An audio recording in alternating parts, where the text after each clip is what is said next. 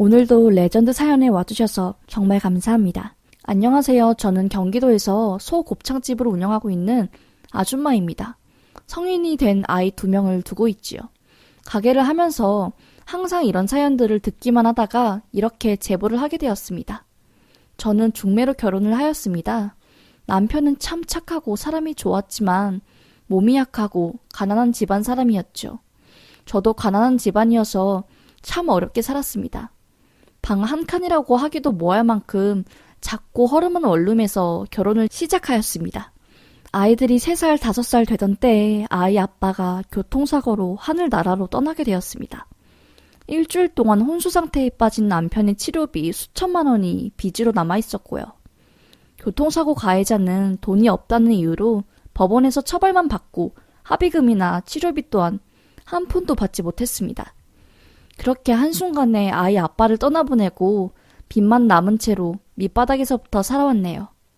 식당 일을 하며 6년 만에 빚을 전부 갚을 수 있었고 그 후로 10년간 모은 돈을 통해서 작은 소곱창집을 열었습니다.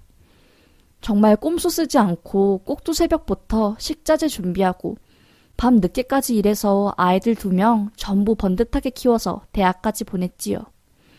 아들 한 놈은 명문대학교에 그 대학교 소속 대학원까지 나왔습니다. 참 혼자서 잘 자라줘서 고마울 뿐이죠. 게다가 멀리서들 제 가게에서 곱창 먹으려고 찾아오고 인기가 많아져서 구리 부근에 곱창집을 하나 더 내서 총 2개의 가게를 운영 중입니다. 대학원을 졸업한 아들이 취업을 하고 결혼을 하겠다며 여자친구를 소개시켜 주더라고요. 같은 경영대학원 출신인데 은행에서 일하다가 퇴사하고 지금은 회계사 시험을 준비 중이라고 하더라고요.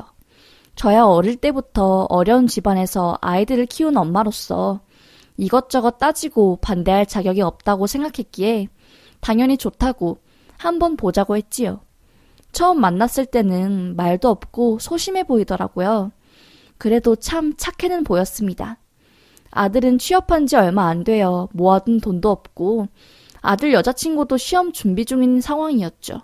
엄마가 돼서 잘해주지 못했다는 미안한 마음이 항상 있었어서 아들에게 신혼집은 제가 해주겠다고 했습니다. 여태까지 곱창가게 일을 하면서 악착같이 버티고 돈을 모은 이유도 이 순간을 위해서라고 해도 과언이 아니었죠.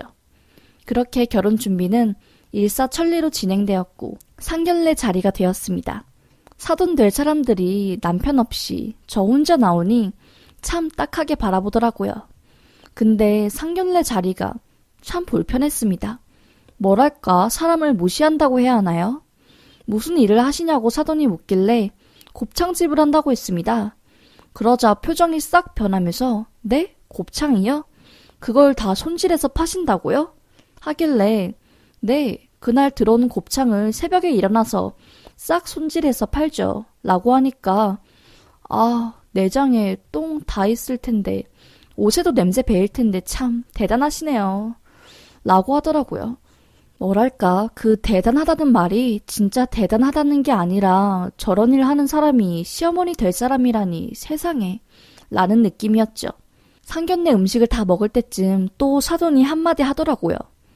얘는 어릴 때부터 국밥이나 순대 선지 이런 거 입에도 안 대고 소고기 같은 류만 먹였으니 혹시나 곱창 같은 거 주지 말라고 애 비위 약해서 입 버리지 않게 조심 좀 해달라고 하더라고요.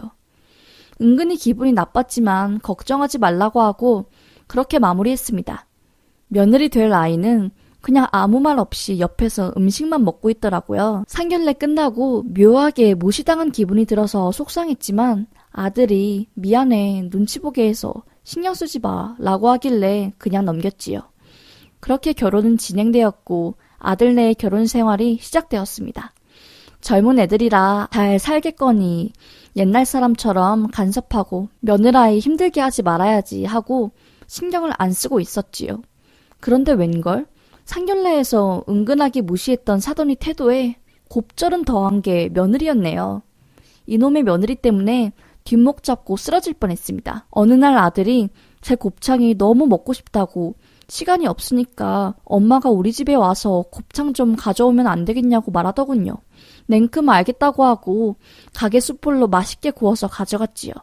상견례 자리에서 사돈이 며느라이가 곱창을 싫어한다는 말에 생각이 나서 냄새나지 않게 은박지로 꽁꽁 쌌습니다. 그리고 아들 것만 챙겨가면 욕먹을까봐 며느리가 좋아하는 딸기 한 통과 망고를 잘 먹는다고 해서 망고를 사갔지요. 망고가 정말 비싸더라고요. 그래도 며느리 생각하니 돈 아깝지 않다고 생각했습니다. 그렇게 며느리에게 전화를 했지요. 이것저것 싸들고 집에 잠깐 주고 바로 나오겠다고요. 며느리가 이 동네에 자기 친구들이 많으니 장사하는 사람들처럼 오지 말고 제일 좋은 옷으로 꾸며 입고 오라고 하더라고요.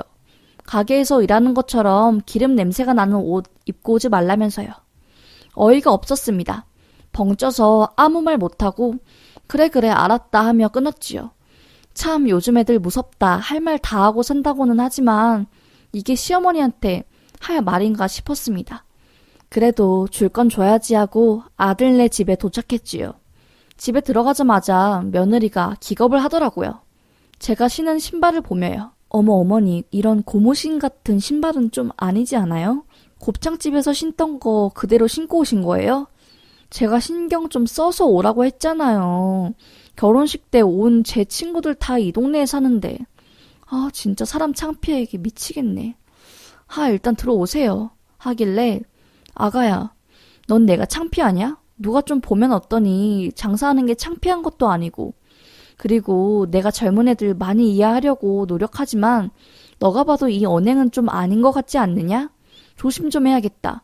이렇게 예의 없이 시어머니한테 대하는 며느리가 어딨니? 라고 말했습니다. 그러자 며느리는 어머니 제가 말씀 안 드리려고 했는데 제 친구들 다 대학원 나와서 의사 판사한테 시집가고 집안도 판검사 집안이에요.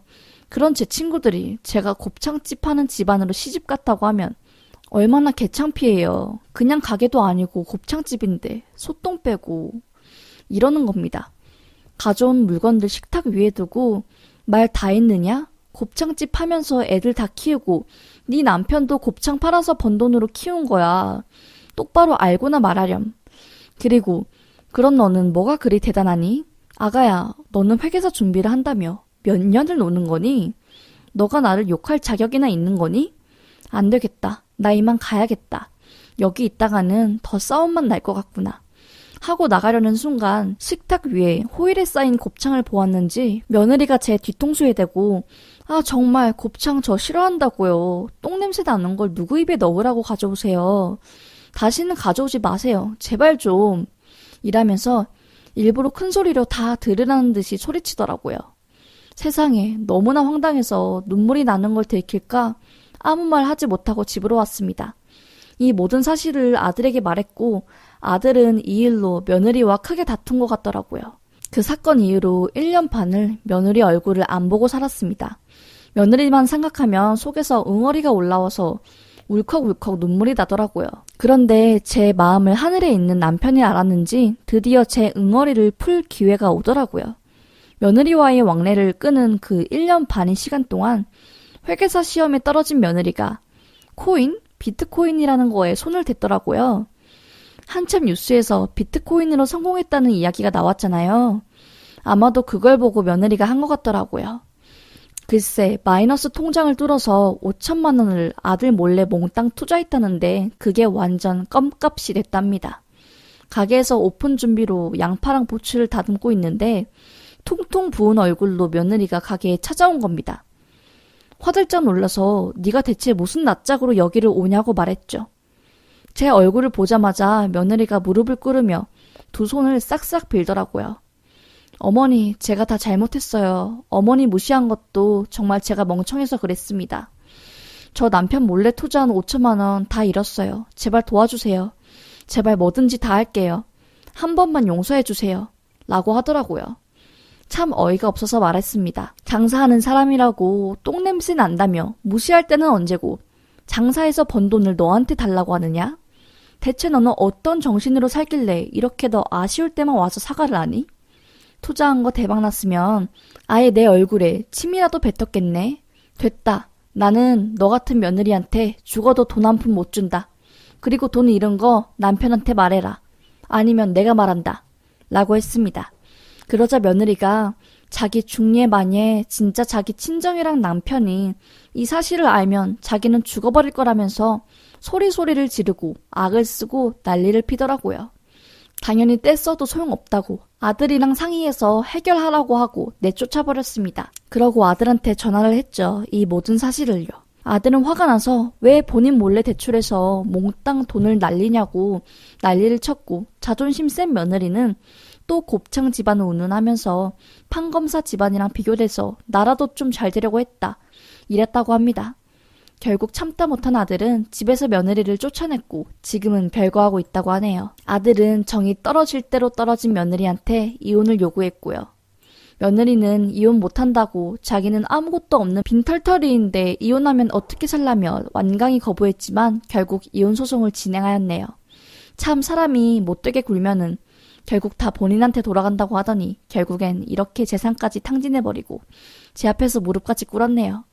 저는 제가 장사해서 아이들을 착하게 키워낸 거에 대한 자부심이 있습니다. 이런 제 직업과 제가 살아온 인생을 무시하는 며느리와 아들이 평생 살 바에 이혼하는 게 낫다고 생각하네요. 결국 무릎 꿇고 빌빌 긴 며느리 최후에 한편으로는 인과응보라고 생각하면서도 참 딱하다는 생각이 듭니다. 아들도 겉으로는 표현을 안 했지만 많이 속상했겠지요. 아들도 여태껏 그래왔던 것처럼 꿋꿋하게 잘 이겨내리라 믿고 저도 우직하게 장사하며 떳떳하게 살아야겠지요. 라는 사연이었습니다. 사연을 읽으면서 정말 여자 혼자서 아이 둘을 키운다는 것이 쉽지 않은 일인데 가게까지 운영하시고 대단하다는 생각밖에 안 들었습니다. 그렇게 대단한 시어머니를 무시하고 하대한 며느리는 참 속이 뒤틀린 사람인 것 같다고 조심스레 생각해봅니다. 앞으로도 가게 번창하시고 앞날 행복하시기만을 빌겠습니다.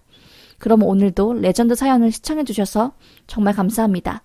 다음 사연도 시간이 후딱 갈 정도로 재밌고 시원한 사연으로 찾아뵙겠습니다. 감사합니다.